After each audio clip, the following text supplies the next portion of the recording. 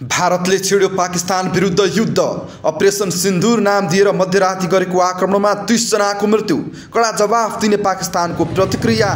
दुवै देशका नागरिक त्राहीमा। पहलगाम आक्रमणको बदलामा भारतले पनि पाकिस्तानमा आक्रमण गरेको छ।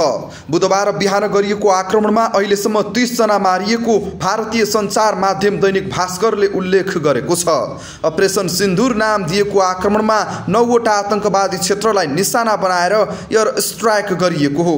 पहलगाममा एक नेपाली सहित 26 जनाको आतंकवादीले हत्या गरेको 15 दिनपछि भारतले पाकिस्तानमा रहेका आतंकवादी क्षेत्रलाई निशाना बनाउँदै आक्रमण गरेको हो।